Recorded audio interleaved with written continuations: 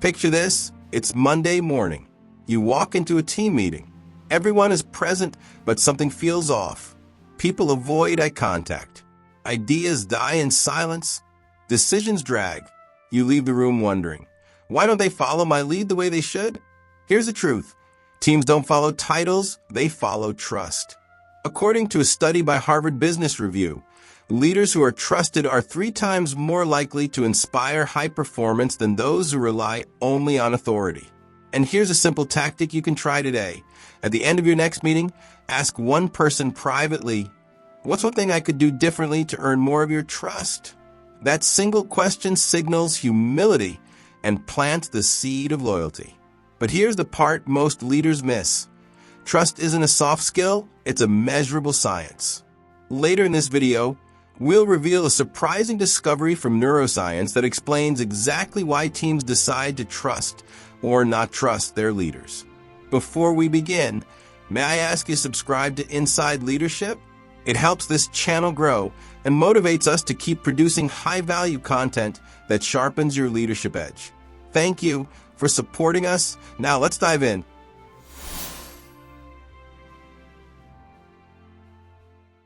Trust, the invisible currency of leadership. Trust is invisible, but it shapes everything. Without it, even the best strategies fail. With it, teams achieve the impossible. Julius Caesar crossed the Rubicon not with overwhelming force, but with overwhelming trust from his men. They believed in him, and that belief turned risky moves into legendary victories. Modern example, Howard Schultz at Starbucks. When the company was collapsing in 2008, Schultz rebuilt trust by listening directly to employees and customers, even shutting down stores nationwide for retraining. The move cost millions in the short term but signaled honesty and commitment, and the company rebounded stronger. Quick recap. Trust isn't about charm or promises. It's about consistent actions that prove credibility. And in a moment, we'll see how science explains this invisible power and why brains decide to follow. Here's where science gets fascinating. Trust isn't just emotional, it's biological. Neuroscientists discovered that when people feel trust, their brains release oxytocin, the same hormone linked to bonding between parents and children.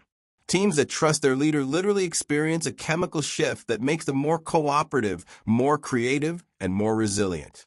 A study by Paul Zak found that employees at high-trust companies reported 74% less stress, 106% more energy, and 50% higher productivity compared to low-trust workplaces.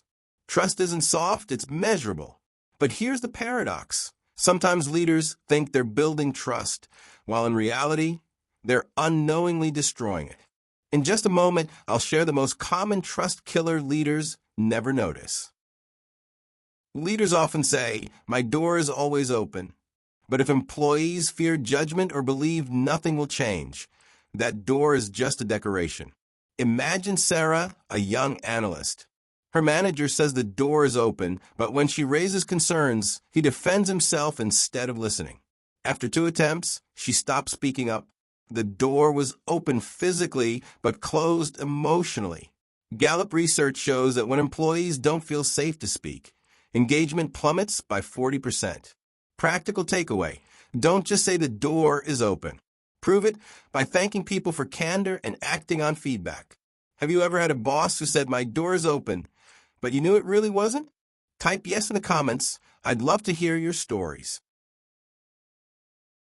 The 3 pillars of trust: competence, consistency, and care. Research shows that trust is built on 3 pillars. Competence, can you do the job? Consistency, do you keep your word? Care, do you have my best interest at heart? History proves this. George Washington wasn't the most brilliant strategist, but soldiers followed him because he was competent, consistent, and deeply cared for their well-being. Modern example, Satya Nadella at Microsoft. His competence in technology, consistency in values, and care for culture transformed a stagnant giant into a growth machine. Recap so far. Trust lives or dies on 3 things: competence, consistency, care. Miss one and the foundation cracks. But the story doesn't end here, because even with pillars, trust can vanish instantly.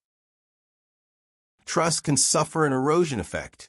That is, small failures that destroy loyalty. Trust is like a glass. It takes years to build, but one crack weakens the whole. Check out this real-life example.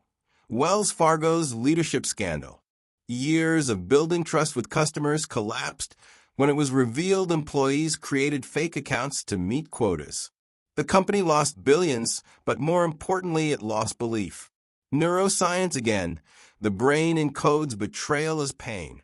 MRI studies show that social betrayal activates the same regions as physical injury.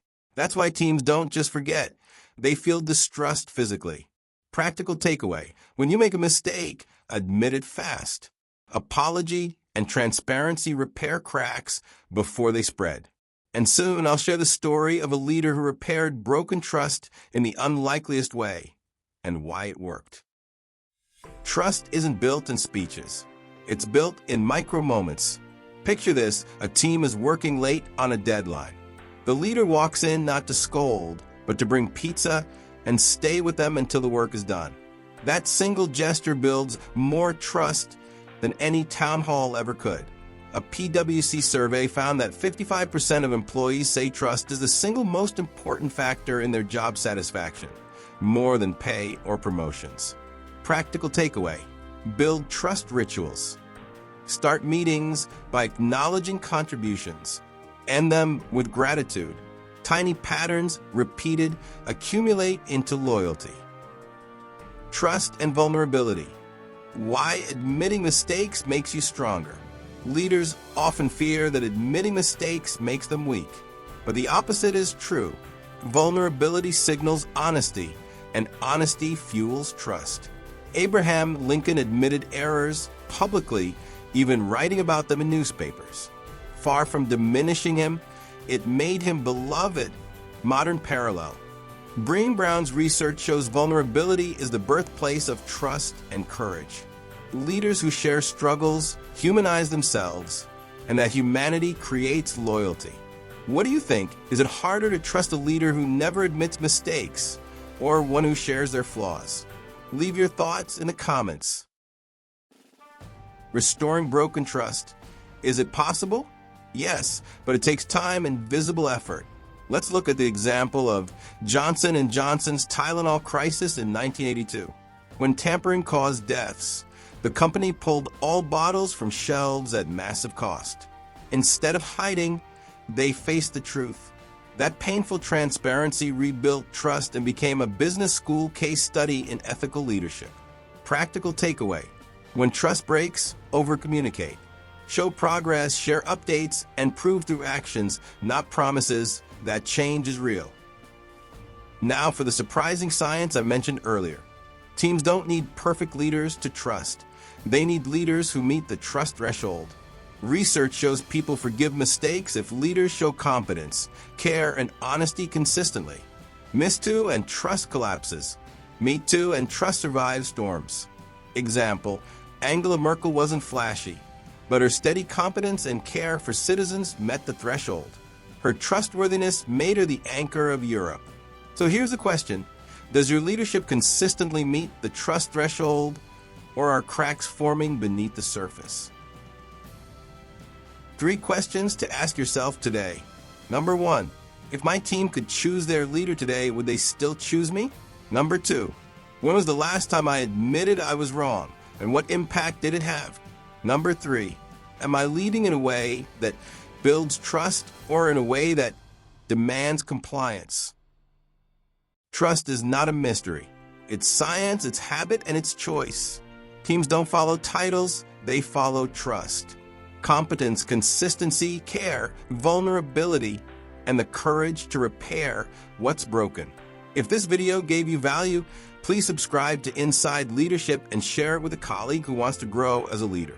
Together, we'll sharpen leadership skills, build trust, and shape the future of work.